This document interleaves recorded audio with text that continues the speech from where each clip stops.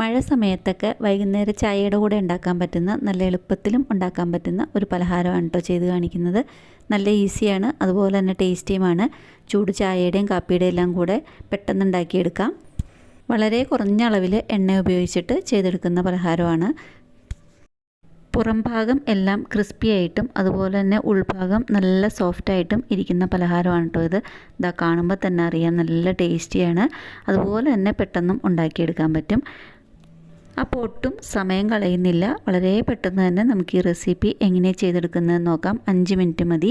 അപ്പോൾ ഈ റെസിപ്പി എങ്ങനെ ചെയ്തെടുക്കുന്നതെന്ന് നോക്കാം. നമുക്ക് ഈ റെസിപ്പിയുടെ വീഡിയോയിലേക്ക് പോകാം. ഇതാ നേരത്തെ പറഞ്ഞ പോലെ തന്നെ ഉൾഭാഗം എല്ലാം നല്ല സോഫ്റ്റായിട്ടും പുറം ഭാഗം ക്രിസ്പിയുമായിട്ട് ഇരിക്കുന്ന ഒരു പലഹാരമാണ്. അപ്പോൾ റെസിപ്പിയിലേക്ക് പോകാം. അപ്പോൾ അതിനായിട്ട് തന്നെ ഞാൻ ആദ്യം തന്നെ ഒരു മിക്സിയുടെ ജാർ എടുത്തിട്ടുണ്ട്. മിക്സിയുടെ ജാറിലേക്ക് ഒരു 1/4 കപ്പ് റവയാണ് ചേർത്ത് കൊടുക്കുന്നത്.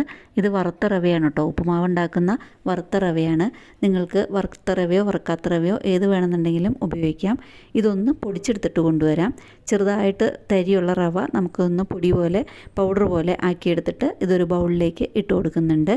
ഈ റവ നമ്മൾ ബൗളിലേക്ക് ഇട്ട് കൊടുത്തിട്ടുണ്ട്. അതിൻ്റെ കൂടേക്ക് കുറച്ച് ചെറുതായിട്ടൊരു പുളിപ്പിന് വേണ്ടിയിട്ട് ഒരു 2-3 ടേബിൾ സ്പൂൺ തൈര് കൂടെ ഒഴിച്ചു കൊടുക്കുന്നുണ്ട്. ചെറുതായിട്ട് പുളിയുള്ള തൈരാണ്.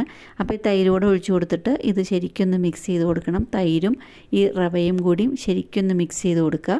തൈരിൻ്റെ അളവ് കുറവുണ്ടെന്നുണ്ടെങ്കിൽ നമുക്ക് കുറച്ച് വെള്ളം കൂടിയും ചേർത്ത് കൊടുത്തിട്ട് ഇതൊന്ന് മിക്സ് ചെയ്തെടുക്കാം. ഇതാ കുറേശ്ശെ വെള്ളം ചേർത്ത് കൊടുത്തിട്ട് ഇതൊന്ന് നല്ല കട്ടിയുള്ള ഒരു മാവിൻ്റെ പരുവത്തിലാണ് കേട്ടോ കുഴച്ചെടുക്കുന്നത്. കുറേശ്ശെ വെള്ളം ചേർത്തിട്ടാണ് ഇത് കുഴയ്ക്കുന്നത്.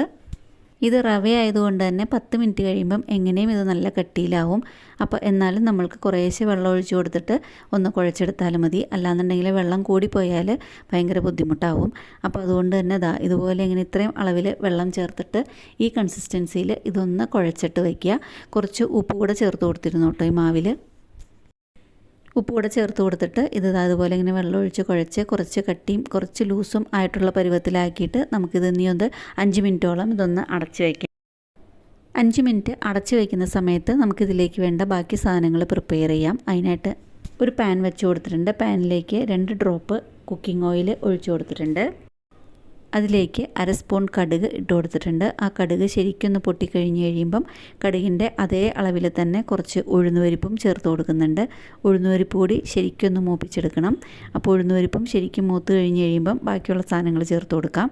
ഇപ്പോൾ ഇതാ ഉഴുന്ന് ശരിക്കും മൂത്തിട്ടുണ്ട്. ഇനിയിപ്പോൾ ഇതിലേക്കൊരു മീഡിയം സൈസിലുള്ള ഒരു സവാള ചോപ്പ് ചെയ്തിട്ട് അതാണ് ചേർത്ത് കൊടുക്കുന്നത്. ഉള്ളി ചെറുതായിട്ടൊന്ന് മൊരിഞ്ഞ് കിട്ടണം കേട്ടോ. അപ്പോൾ അതൊന്ന് ഉള്ളി ഒന്ന് ചെറുതായിട്ട് ചെറിയ ചൂടിലിട്ടിട്ട് നമുക്കിതൊന്ന് മൊരിച്ചെടുക്കാം. വല്ലാതെ അങ്ങനെ മൊരിഞ്ഞ് ഡാർക്ക് കളറൊന്നും ആവണ്ട, ലൈറ്റായിട്ട് ബ്രൗൺ കളർ മാത്രം ആയാൽ മതി. സവാള ഒന്ന് വാടി തുടങ്ങുമ്പം ഞാനിപ്പോൾ ഇതിലേക്ക് 2 പച്ചമുളക് ചോപ്പ് ചെയ്തതും അതുപോലെ തന്നെ 1 ഇഞ്ച് സൈസിലുള്ള ഇഞ്ചി ഒന്ന് ചോപ്പ് ചെയ്തതും ചേർത്ത് കൊടുക്കുന്നുണ്ട്. അപ്പോൾ ഈ പച്ചമുളകും ഇഞ്ചിയും കൂടെയും ചേർത്ത് കൊടുത്തിട്ട് ഇതൊന്ന് ശരിക്കും അതിൻ്റെയും പച്ചമണം ഒന്ന് മാറ്റിയെടുക്കുന്നവരേക്ക് ഇതൊന്ന് മിക്സ് ചെയ്ത് കൊടുക്കണം. പിന്നെ നിങ്ങൾക്ക് ഇതിലേക്ക് ഇഷ്ടമുള്ള പച്ചക്കറികളെല്ലാം ചേർത്ത് കൊടുക്കാം കേട്ടോ. ഞാനിപ്പോൾ ഇവിടെ ഒരു ചെറിയൊരു ക്യാരറ്റ് ഗ്രേറ്റ് ചെയ്തത് മാത്രമേ ചേർത്ത് കൊടുക്കുന്നുള്ളൂ. അപ്പോൾ ഈ ക്യാരറ്റ് ഗ്രേറ്റ് ചെയ്തതും കൂടെ ചേർത്ത് കൊടുത്തിട്ട് ഇതിലേക്ക് നമുക്ക് ആവശ്യത്തിനുള്ള ഉപ്പ് കൂടെ ചേർത്ത് കൊടുക്കാം. ഈ പച്ചക്കറിക്ക് ആവശ്യത്തിനുള്ള ചെറുതായിട്ട് ആവശ്യത്തിനുള്ളൊരു ഉപ്പും കൂടെയും ചേർത്ത് കൊടുത്ത് കഴിഞ്ഞിട്ട് നമുക്കിതൊന്ന് വാട്ടിയെടുക്കാം. ക്യാരറ്റ് എല്ലാം ഗ്രേറ്റ് ചെയ്തിരിക്കുന്നതായതുകൊണ്ട് പെട്ടെന്ന് തന്നെ വെന്ത് കിട്ടും. അപ്പോൾ നമുക്കിതൊന്ന് ഗ്രേറ്റ് ചെയ്ത് എടുത്തിരിക്കുന്ന ഈ ക്യാരറ്റും സവാളയും പച്ചമുളകും ഇഞ്ചിയും എല്ലാം കൂടിയും ഒന്ന് ചെറുതായിട്ടൊന്ന് വാട്ടി കൊടുക്കണം. ഇതിലേക്ക് ആവശ്യമുള്ള പച്ചക്കറികളെന്ന് പറഞ്ഞാൽ ക്യാബേജ് വേണേൽ ചോപ്പ് ചെയ്ത് ചേർത്ത് കൊടുക്കാം. അതുപോലെ തന്നെ ക്യാപ്സിക്കം ചേർത്ത് കൊടുക്കാം. ഇതെല്ലാം ഏത് പച്ചക്കറികൾ നിങ്ങൾക്ക് ഇഷ്ടമുള്ളത് വേണമെന്നുണ്ടെങ്കിലും ചേർത്ത് കൊടുക്കാം. ഇപ്പോൾ ക്യാരറ്റെല്ലാം ചെറുതായിട്ടൊന്ന് വാടി കിട്ടിയിട്ടുണ്ട്. ഒരു 3-4 കറിവേപ്പില നമുക്ക് ചെറുതായിട്ട് മുറിച്ചിട്ട് അതും ചേർത്ത് കൊടുക്കുന്നുണ്ട് കേട്ടോ. ഇനിയിപ്പോൾ ഇതെല്ലാം കൂടി വാട്ടിയെടുത്തിരിക്കുന്നത് നമ്മൾക്കിതൊന്ന് വല്ലാതെ ഒന്നും വെന്ത് കിട്ടേണ്ട ആവശ്യമില്ല, ചെറുതായിട്ടൊന്ന് വാടിയാൽ മാത്രം മതി. അപ്പോൾ അതുകൊണ്ട് തന്നെ പെട്ടെന്ന് തന്നെ ഫ്ലെയിം ഓഫ് ചെയ്തിട്ട് നമുക്കിതൊന്ന് ചൂടാറാനായിട്ട് ഇതൊന്ന് മാറ്റി വെച്ച് കൊടുക്കാം. അപ്പോൾ ഇത് ഫ്ലെയിം ഓഫ് ചെയ്തിട്ട് ഇതൊന്ന് ചൂടാറി കഴിഞ്ഞിരിക്കുന്ന സമയത്ത് നമ്മൾ നേരത്തെ കലക്കി വെച്ചിരിക്കുന്ന മിക്സ് ചെയ്ത് വെച്ചിരിക്കുന്ന ആ ബാറ്ററിലേക്ക് നമ്മളിപ്പോൾ വഴറ്റിയെടുത്തിരിക്കുന്ന ക്യാരറ്റ് സവാള മിക്സ് അതിലേക്ക് ചേർത്ത് കൊടുക്കുകയാണ് കേട്ടോ. അപ്പോൾ അത് നേരത്തെ ഞാൻ പറഞ്ഞിരുന്നു ഒരു 10 മിനിറ്റ് ഇരിക്കുമ്പോഴേക്കും നമ്മൾ റവയാണ് മിക്സ് ചെയ്ത് വെച്ചിരിക്കുന്നത്. അപ്പോൾ അതുകൊണ്ട് തന്നെ നല്ലപോലെ കട്ടിയാവും എന്ന് നേരത്തെ ഞാൻ പറഞ്ഞിരുന്നു. അപ്പോൾ അതായത് ശരിക്ക് കട്ടിയായി കിട്ടിയിട്ടുണ്ട്. അപ്പോൾ ഈ പച്ചക്കറികൾ വഴറ്റിയതും കൂടെ ചേർത്ത് കൊടുത്ത് കഴിഞ്ഞിട്ട് ഒന്ന് മിക്സ് ചെയ്ത് യോജിപ്പിക്കണം കേട്ടോ. അപ്പോൾ ആ സമയത്ത് വെള്ളമയം കുറവുണ്ട് എന്നുണ്ടെങ്കിൽ ഞാനിപ്പോൾ ഇവിടെ ഈ സമയത്ത് ചേർത്ത് കൊടുക്കുന്നത്, നിങ്ങൾക്ക് വെള്ളം ചേർത്ത് കൊടുക്കാം. വെള്ളം എക്സ്ട്രാ ചേർത്ത് കൊടുത്തിട്ട് ഇത് ശരിക്കും നമ്മൾ നേരത്തെ മിക്സ് ചെയ്ത് വെച്ചിരുന്ന അതേ അളവിൽ ഉള്ള ബാറ്ററാക്കി എടുക്കാം. അല്ലാന്നുണ്ടെങ്കിൽ ഞാനിപ്പോൾ ഇവിടെ ചേർത്ത് കൊടുക്കുന്നത് ദോശമാവാണ്. ഒരു തവി ദോശമാവ് ഇപ്പോൾ ഇവിടെ ചേർത്ത് കൊടുക്കുന്നുണ്ട്.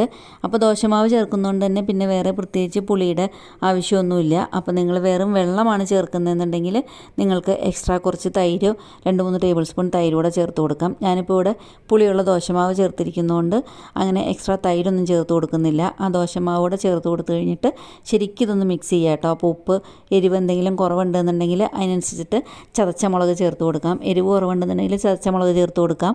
ഉപ്പ് കുറവുണ്ടെന്നുണ്ടെങ്കിൽ ഉപ്പും നമുക്ക് ചേർത്ത് കൊടുക്കാം. അപ്പോൾ അതാ ശരിക്കും കുറച്ചും കൂടെ ഇപ്പോൾ അതാ നല്ലപോലെ ഒരു വടയുടെ എല്ലാം മാവിൻ്റെ പരുവത്തിൽ ആയി കിട്ടിയിട്ടുണ്ട്. അപ്പോൾ ഇതുപോലെ ആയി കിട്ടിയിരിക്കുന്നത് നമ്മൾക്കിത് ഇനിയും ഒരു 10 മിനിറ്റ് ഒന്ന് അടച്ച് വയ്ക്കാം സെറ്റ് ചെയ്യാനായിട്ട്. അപ്പോൾ സെറ്റാവാനായിട്ട് അടച്ച് വയ്ക്കുന്ന സമയത്ത് ഞാനിപ്പോൾ ഇവിടെ ഉണ്ണിയപ്പം ഉണ്ടാക്കുന്ന പാത്രമാണ് എടുത്തേക്കുന്നത്. അതിലേക്ക് കുറച്ച് ഓരോ ഡ്രോപ്പ് ഓയിലാണ് ഒഴിച്ചു കൊടുത്തിരിക്കുന്നത്. അതിൻ്റെ ഓരോ കുഴിയിലും ഒഴിച്ചു കൊടുത്തിട്ടുണ്ട്. അതിന് ശേഷം നമുക്കിത് എല്ലാ കുഴിയിലും സ്പ്രെഡ് ചെയ്തിട്ട് നല്ലപോലെ ഇങ്ങനെ ആക്കിയെടുക്കാം.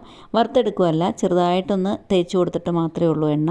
അപ്പോൾ അതിന് ശേഷം നമുക്ക് ഈ മാവ് ഓരോ സ്പൂൺ വെച്ചിട്ട് ഇങ്ങനെ കോരി ഒഴിച്ചിട്ട് നിറച്ച് കോരി ഒഴിച്ച് കഴിഞ്ഞിട്ട് ഇതൊന്ന് എല്ലാ കുഴിയിലും ഇതുപോലെ ഇങ്ങനെ ഓരോ സ്പൂൺ മാവ് കോരി ഒഴിച്ച് കൊടുക്കാം. എല്ലാ സ്പൂണിലും മാവ് കോരിയൊഴിച്ച് കൊടുത്ത് എല്ലാ ഹോളിലും മാവ് കോരിയൊഴിച്ച് കൊടുത്തു കഴിഞ്ഞതിന് ശേഷം ഒരു 2-3 മിനിറ്റ് കഴിയുമ്പം ഇത് നമുക്കൊന്ന് അടച്ച് വെച്ചിട്ട് വേവിച്ചെടുക്കണം. അപ്പോൾ ഏറ്റവും ലോ ഫ്ലെയിമിൽ വെച്ചിട്ടാണ് കേട്ടോ ഇത് വേവിക്കുന്നത്. അപ്പോൾ ഇത് ഒഴിച്ചു കൊടുക്കുന്ന സമയത്തും നമ്മൾ ഫ്ലെയിം ഏറ്റവും ലോ ഫ്ലെയിമിലാണ് വച്ചിരിക്കുന്നത്. അല്ലാന്നുണ്ടെങ്കിൽ പെട്ടെന്ന് കരിഞ്ഞു പിടിക്കും. അപ്പോൾ ഉൾഭാഗമൊന്നും വെന്ത് കിട്ടില്ല. അതിൻ്റെ പുറം ഭാഗം എല്ലാം വല്ലാതെ മൊരിഞ്ഞു പോകും. അപ്പോൾ ഉൾഭാഗമൊന്നും വെന്ത് കിട്ടില്ല. അതിന് വേണ്ടിയിട്ട് ഏറ്റവും ലോ ഫ്ലെയിമിലാണ് വെച്ചിരിക്കുന്നത്. അപ്പോൾ നമ്മൾ അടച്ച് വെച്ചിട്ട് ഒരു 2-3 മിനിറ്റ് കഴിയുമ്പം ഓരോന്നും എടുത്തിട്ട് നമുക്കൊന്ന് സൈഡ് തിരിച്ചിട്ട് കൊടുക്കാം. ഓരോന്നും സൈഡ് തിരിച്ചിട്ട് കൊടുത്തു കഴിഞ്ഞിട്ടും ഇതുപോലെ തന്നെ നമുക്കൊരു 2-3 മിനിറ്റോളം ഒന്ന് അടച്ച് വെച്ചിട്ട് വീണ്ടും ഒന്ന് വേവിച്ചെടുക്കാം. അപ്പോൾ ഇത്രയേ ഉള്ളൂ കേട്ടോ ഈ പലഹാരത്തിൻ്റെ റെസിപ്പി. വളരെ പെട്ടെന്ന് ഉണ്ടാക്കിയെടുക്കാം. അതിന് ശേഷം എന്താ നമുക്കിതൊരു ഇത് ഒട്ടും എണ്ണമയോ ഒന്നുമില്ല എല്ലാന്നുണ്ടെങ്കിൽ നമ്മൾക്കൊരു അരിപ്പ് പോലെയുള്ള ഒരു പാത്രത്തിലേക്ക് ഇതൊന്ന് കോരി മാറ്റിയെടുക്കാം. ഒട്ടും എണ്ണ കുടിക്കാതെ ഒട്ടും എണ്ണമയോ ഒന്നും ഇല്ലാതെ നല്ല ടേസ്റ്റി ആയിട്ടുള്ളൊരു ചായ പലഹാരം ഇവിടെ റെഡിയായി കിട്ടിയിട്ടുണ്ട്. ഞാൻ പറഞ്ഞ പോലെ തന്നെ വളരെ എളുപ്പമാണ് ഇത് ഉണ്ടാക്കിയെടുക്കാനും. ഫസ്റ്റ് റൗണ്ട് നമ്മളിവിടെ ഇപ്പോൾ കോരിയെടുത്ത് മാറ്റി കഴിഞ്ഞു. ഇനിയിപ്പോൾ നമുക്ക് അതുപോലെ തന്നെ അടുത്ത റൗണ്ടും ഒന്നുണ്ടാക്കിയെടുക്കാം. അടുത്ത റൗണ്ടിലേക്ക് ഒഴിക്കുമ്പം അത്രയും കൂടെ എണ്ണ ഒഴിക്കേണ്ട ആവശ്യമില്ല. നേരത്തെ എണ്ണമയം അതിലുണ്ട്. അപ്പോൾ ഇത്രയേ ഉള്ളൂ കേട്ടോ ഇതിൻ്റെ റെസിപ്പി. അപ്പോൾ നിങ്ങൾക്കിത് ഇഷ്ടപ്പെട്ടു എന്നുണ്ടെങ്കിൽ ഒന്ന് പെട്ടെന്ന് ഇതൊന്ന് ഉണ്ടാക്കി നോക്കുക. ചായയുടെ കൂടെ എല്ലാം കഴിക്കാനായിട്ട് നല്ല സൂപ്പർ കോമ്പിനേഷനാണ്. ഉണ്ടാക്കിയിട്ട് ഇഷ്ടപ്പെട്ടു എന്നുണ്ടെങ്കിൽ അഭിപ്രായങ്ങളൊന്ന് കമൻറ്റ് ബോക്സിലൂടെ അറിയിക്കുക. അതുപോലെ ഫ്രണ്ട്സിനും റിലേറ്റീവ്സിനും ഒക്കെ ഒന്ന് ഷെയർ ചെയ്ത് കൊടുക്കുക. ചാനൽ ആദ്യമായിട്ട് കാണുന്നുണ്ടെന്നുണ്ടെങ്കിൽ ചാനലൊന്ന് സബ്സ്ക്രൈബ് ചെയ്ത് സപ്പോർട്ട് ചെയ്യുക. അടുത്തുള്ള ബെല്ലൈക്കൺ പ്രസ് ചെയ്താൽ ഓൾ എന്നുള്ള ഓപ്ഷൻ ക്ലിക്ക് ചെയ്താൽ ഞാനിതുപോലെ വീഡിയോസ് ഇടുമ്പം നോട്ടിഫിക്കേഷൻ അപ്പോൾ തന്നെ കിട്ടുന്നതായിരിക്കും. അടുത്ത റെസിപ്പിയായിട്ട് കാണുന്നവരേക്കും താങ്ക്